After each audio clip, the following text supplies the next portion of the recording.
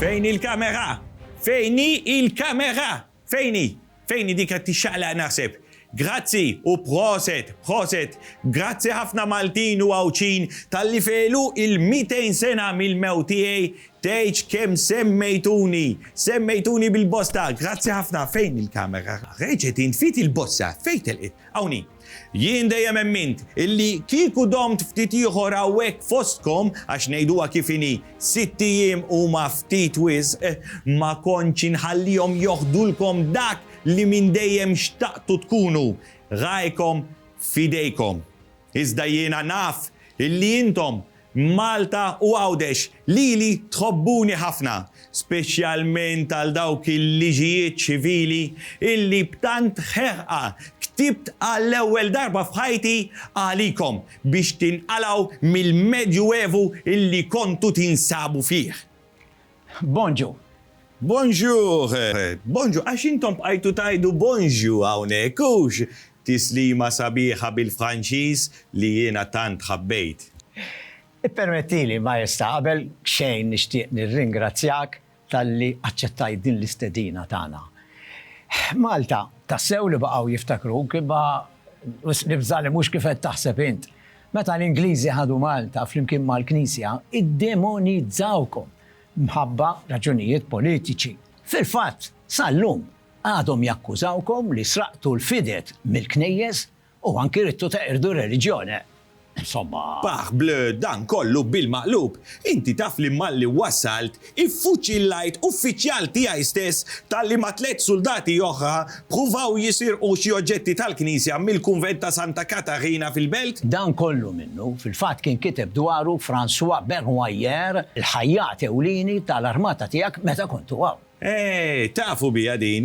Mhux kulħadd jaf bih. Jien ifhimni, spiss insemmih. Biss din l-ewwel laqgħa tagħna xtaqt li tkun iktar fuq il-bidu tiegħek f'Ulitek f'Ajaccio, Korsika, gżira bħal tagħna. Dak kien żmien Fuliti kienet sabiħa f'Korsika, għalkemm ta' 10 snin prattikament ħallejta. Sabiħa Korsika, bħal gżira tagħkom. Iżda ftit gawdejta għax kif għatlek aktar ħerx ġo Franza milli hemmhekk. Eżattament x'tiftakar minn Fulitek? Jekk minn sejr żball, inti twilit f'Santa Marija u xek. Ekku. Dika ommi kienet qed tisma' il-quddies ġewwa il-katedral ta' fejn konna noqogħdu sewwa. Ħasset iċċaqliq u telqet tiġri, malli waslet id-dar intefat fuq l-ewwel sufan li sabet u hemmhekk twilit jiena. Allura x'kien ma semmewx Mario lili? Għax ommi semmitni għal sijuha. Dak iż-żmien naħseb anki intom mhux hekk kienu isemmu l-itfal għall-antenati tagħna mhux hekk, speċjalment jekk ikun miċċi qarib. Ir-razza tagħna oriġinarjament kienet mill-Italja. Il-Korsikan għandu bażi Taljana fil-fatt. U Tfulitek? Tfulitek kif kienet? Tfuliti kienet normali, kont tifel alert, inħobb il-matematika u nilab bis-soldati. Missieri kien avukat, nobli minuri u kien attiv ma' Pascal Paoli, patriot li kien jiġġielet tal-indipendenza mill-Ġenoviżi, għax dak iż-żmien Korsika kienet taħtom. Imbagħad fis-sena li twelit jiena fl-1769 Ġenova biet lil Korsika lis-Sultan ta' Franza u għalhekk Paoli bida jiġġielet kontra l-Franċiżi. Ifhimni, il-familja tiegħi ma tantx beqgħet temmen f'din il-ġlieda. Inti fil-fatt kont tmur skola. Dak iż-żmien kien jgħallimni privatament it-siju Fex, saċerdot, jiġi ommi. Kien bravu u miegħu tallimt nikteb u naqra u tallimt ukoll l-imħabba lejn il-letteratura. Fil-fatt, tant konti inħobba letteratura li ktibt romanz ukoll wara li qrajt wieħed famuż. Imma int, kif tħajjart għal-soldat? Fi żmieni kien diffiċli tagħmel karriera fl-Armata Rjali jekk ma tkunx nobli.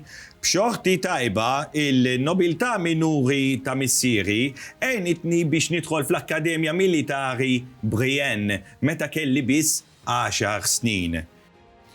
Sena wara li dħalt imbagħad għamilt il-praċett. Ġo Brienne ħadd gost ħafna u mort tajjeb ħafna wkoll u minn hemmhekk ħriġt bil-grad ta' logotenent. Ta' 14-il sena dħalt fl-Akkademja ta' Pariġi. Konna nitalmu u nitolbu, għax taħt ir-re titkun leali lejn Alla u lejn ir-re. Fl-1785 ta' 16 irċivejt is-sagrament tal-Grizma bħal kattoliċi kollha, 3 xhur biss wara li mit missieri kanċer fl-istonku fejn kien għall-kura f'Montpellier. F'dan l-isptaħ kienu jiġu jistudjaw it-tobba Maltin qabel imorru jaħdmu fl-infermerija tal-kavallieri. Mit-tieni akkademja mbagħad ħriġt kaptan bl-unuri. Proset. Qabel ma nistaqsik aktar fuq l-istudji tiegħek, hemm xi ħaġa li xtaqt niċċara punt partikulari ħafna. Naf li m'intix twil, imma il-snaħżiena kienu iħobbu jgħidu li inti qasir. Allura waħedha toħroġ id-domanda. Kif irnexxielek tidħol fl-Akkademji Militari ta' Brienne u anke ta' Pariġi? Niddejja nitkellem fuq hekk, imma xorta m'hemm xejn taħbi, mhux hekk. It-tul rikjesti tal-Akkademja kien ta' 1.54 ċentimetru. Terz tal-applikanti ma kienux jilħqu dan it-tul, Jiena kont twil eżattament 1.60 ċentimetru. Bil-miżura imperjali kif tafuha intom taħt l-Ingliżi jiġu 5 piedi u 3 pulzieri. Mhux twil, imma naħseb li jurejt li l-essenza xi tħabi fil-fliexken iż-żgħar tkun. Barra kif tuża l-armi, tiġġieled u manuvrar tal-gwerra u x'naf jiena. Eżattament, x'kontu titgħallmu fl-Akkademja Militari l-aktar ta' Pariġi? Konna nqumu fis-6 ta' filgħodu u naħdu fid-9 ta' filgħaxija. Hemmhekk studjajna minn kollox, il-Franċiż, il-grammatika, l-Ingliż, il-Ġermaniż, letteratura, storja, ġeografija, taħriġ fiżiku, matematika, l-għaxqa tiegħi kien li nsolvi problemi diffiċli, Dwell, ġiri fuq u sewqan ta' żwiemel, sfin, insomma kienna madwar 30 għallim. Kemm kontu fil-familja? Meta miet missierek? Kif inet ruħha din il-familja? Ommok. Inti kont għadek tistudja. Ekku kont għadni nistudja. Aħwa konna 8. Joseph, sena akbar minni, Lucien, Eliza, Louis, Pauline, Caroline u iż-żgħir Jerome. Biex ngħin il-familja, kors tal-matematika li tant xtaqt nagħmel ta' 2 sentejn l-estejtu f'sena. Ifimni, kont nistudja bis-serjetà, u kważi ħbieb xejn. Kont magħmul naqra waħdija kemm l-Akkademja għenitni xi ftit nissoċjalizza. Fid-disin u sfin ma kont tajjeb xejn, Charlie. Imma inti, kif enta il-familja tiegħek? Jien u ħija Joseph li kien fl-armata wkoll ġibna lill-familja kollha ġewwa Franza. Fimni, wasalna Marsilja fejn hija kien jinnamra ma' bint importatur ta' drappijiet. Kien żmien meta sibt l-ewwel damrata jiena wkoll, Desiree Clary. Kienet oħti tfajla ta' ħija. Kienu familja mill-aħjar, Imma ma komplejtx ma' ħaż intendi. Le, għax imbagħad ix-ċirkostanzi jinbidlu sew, Aktar tard żiżewwixta lill-Ġeneral Albini Bernadotte u għamilha reġina tal-Iżvezja. Imma dik storja oħra iktar tard. U hawn tfaqqat il-famuża Rivoluzzjoni Franċiża. Ħafna jaħsbu li inti kont parti minna rivoluzzjoni. Mhux tal-li ma kontx parti minna, tal-li li arrestawni mill-ewwel bħala nobli u kaptan ta' re, ma kienx li żbar żmieni għax Robespierre kien moħħu biex jaqta' ras kull ħabsi li kellu bil-giljotina. Il-ħabs iltqajt ma' avukat Renaud de Sant'Angeli li iktar tard ġie miegħi Malta wkoll u sirna ħbieb kbar. Għamilna diviża sħiħa u b'xi miraklu għarfu li jiena kont militari bravu u ħarġuni mill-ħabs biex nidħol fl-armata ġdida wara li qatlu l-re fl-1793. Sant'Angeli ukoll inħeles u kien l-avukat tal-Ordni ta' Malta meta dik l-istess sena ir-Repubblika l-ġdida ikkonfiskat kull territorju li l-Ordni kellha renti minnu fi Franza permezz ta' nobli kavallieri Franċiżi li issa kienu tilfu ġidhom. Naħseb hawnhekk inti sibt opportunità ġdida, mhux hekk? Da żgur kelli triq miftuħa beraħu, għax anke jekk mhux nobli, ir-rivoluzzjoni daħlet il-meritokrazija. Anke l-iktar fqir seta' jilħaq jekk ikun kapaċi fil-gwerra. In-nobiltà tiegħi kienet żgħira u korsikana, imma triq qudiemi deret li kienet se tkun aħjar, għax bil-bidla kont tista' turi ħiltek mad-direttorju li kien qed imexxi wara li ntemmu snin ta' terrur u Robespierre spiċċa bla ras ukoll taħt il-giljottina. U għaw fejn naħseb li ġik breg kbir biex nisselfu kelma bil-Ingliż. Tafni sew milli jidher xaħ, le? Hawn ġieni brejk kbir kif jgħiduha bil-lingwa tal-Brittaniċi, is-sud ta' Franza fl-1793 kien għadu jissimpatizza mar-re li kien għadu kif inqatel ftit aktar kmieni matul dik is-sena stesse, ir-Rojalisti talbu l-għajnuna tal-Ingliżi u l-Ispanjoli biex jgħinuhom f'Toulon, Bordeaux, Lyon kif ukoll Marsilja. Toulon kien hemm flotta sħiħa Ingliża jagħtu appoġġ. Id-direttorju xtaqu jeħilsu mill-barranin u jimmansaw lil Franċiżi Rojalisti.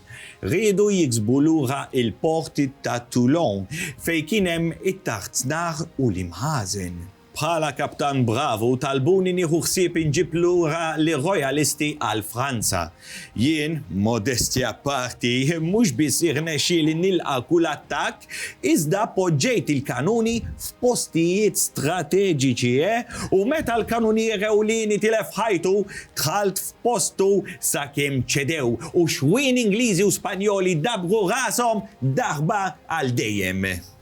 Kelli biss 24 sena.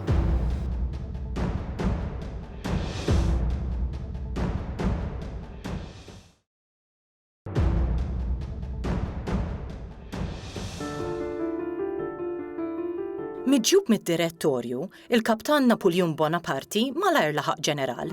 Tant li fl-1796, ta' 26 sena biss, ħatruħ kmandant tal-Armata Taljana biex jirbaħa għal Franza. Is-suċċess ma damx ma wasal, għax wara l-ewwel rebħa Arkola, l-Italja bdiet iċċedi biċċa anki fejn kienet tal-Awstrijaċi. Qabel beda l-kampanja tal-Italja, il-ġeneral, permezz tal-ħbiberija tiegħu ma' wieħed mid-direttorju, Barras, li kellu ħuħ kavallier ta' Malta, iżżewweġ lil Rose u beda jsejħilha Josephine, minħabba li jisimha kien Marie Joseph. Kienet 6 snin akbar minnu. Bis-saħħa tal-istess Barras kienet inħelset mill-giljottina għax l-ewwel żwieġ tagħha kien man-nobli Viċikonti Beauharnais. Minn dan kellha żewġ titfal, Hortense, li aktar tard iżżewġet lil ħu Napoleon, Louis, u Eugène, li wkoll aktar tard laħaq wieħed mill-ġenerali ta' Bonaparte, u Malta rebaħ taqtija Marsa Xlok. Iż-żewġ ulieda nħelsu magħha mill-ħabs. Missierhom tilef rasu taħt il-giljottina. Wara li Bonaparte żżewweġ f'Marzu, irħiela għall-Italja, fejn rebaħ battalja f'jumejn kontra l-Awstrijaċi u koll jekk kellhom 5,000 soldat aktar mill-Armata Franċiża. F'nofs Mejju daħal trionfalment Milan, fejn minnu fih beda jattendi għall-ispettaklu fit-Teatru La Scala. Hawn waslet ukoll martu, Josephine, li bdiet tattendi ballijiet mogħtija fġieħa mit-Taljani. Sa sena wara, La Scala kienet ġa qed ittella opera antipapista għad inur il-ġeneral rebbieħ. Kien hawn li Bonaparte waqqaf l-ewwel Repubblika Taljana, Cisalpina, f'sensiela ta' repubbliċi oħra li waqqaf l-Italja. Aktar tard, meta naqdet l-Italja, it-Taljani għażlu li l-bandiera tagħhom tkun dik li kien Tom Bonaparte. Kemm Milan damet Franċiża, il-belt żanżnet numru ta' monumenti trionfali u La Scala tellet opri bi sfond Napoleoniku, l-aktar wara li sar imperatur fl-1804.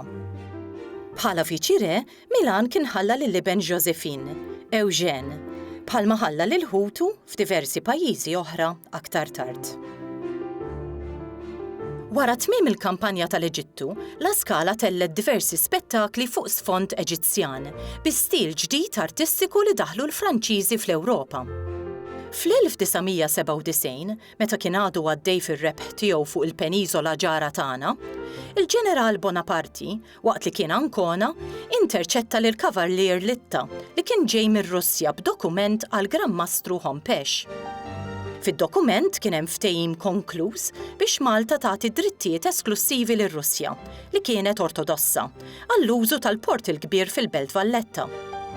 L-ordni kienet sa tgawdi kumpens annwali mir-Russi minn territorji restawrati Pollakki u oħrajn fir-Russja. Bonaparti, li hawn jingħad li ltaqa' mal-Maltin Censu Barbara u Michele Anton Vassalli, esklama: Malta tinsab għal bejħ. Bir-rabtiet li għandha ma' Franza, mela neħduha aħna. Qabel ma ġie Malta, fis-sena ta' wara, l-Armata Franċiża ta' Bonaparti ħadet ukoll Ruma u hemm abolixxiet l-Inkwiżizzjoni Rumana. Fir-rebbija tal-1798 fil-fatt sejħu lura minn Malta lill-Inkwiżitur Giulio Carpegna biex qatt aktar ma kien hawn inkwiżituri. Bis-saħħa tal-ġeneral Bonaparti, illum sirna nafu aktar dwar kif studja u kiber kemm Korsika, kif ukoll Franza. U kif laħaq ġeneral żagħżugħ bil-ħiliet militari tiegħu u rebħiet spissi li fuqhom bena l-karriera tiegħu ta' mexxej ġeneral l-Italja. Qatt mhu faċli li titkellem fuq bniedem kbir tal-militar, hawn min isejjaħlu ġenju, li tfaċċa fid-dinja biex minn żożitu juri li kapaċi jikseb popolarità kbira kemm pajjiżu kif ukoll anki barra mill-frontieri.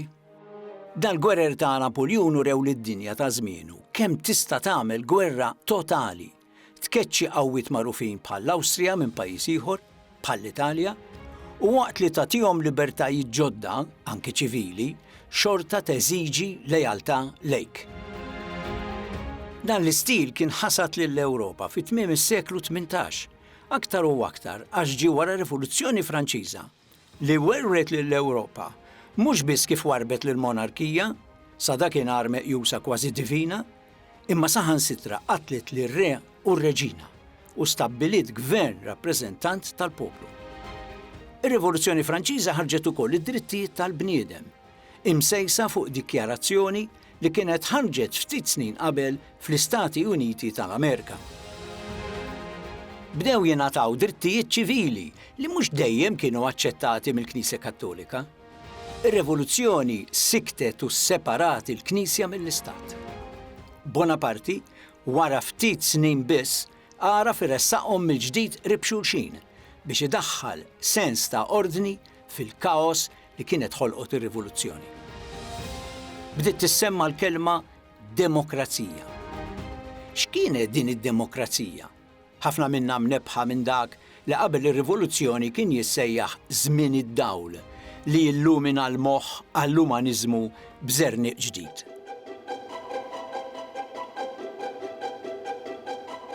Ħanibdew mis-sistema kif kienet qabel ma kien hemm ir-rivoluzzjoni. Is-sistema kienet biex nieħdu Franza pereżempju, għandek ir-re u n-nobli. Ir-re u n-nobli imexxu lill-pajjiż. Tant illi ir-re Luigi 14 bena klabb, dabnilhom klabb lin-nobli biex iltaqgħu hemmhekk, il-Versailles, minn hemmhekk. Huma n-nobli u l-kleru. U n-nies l-oħrajn.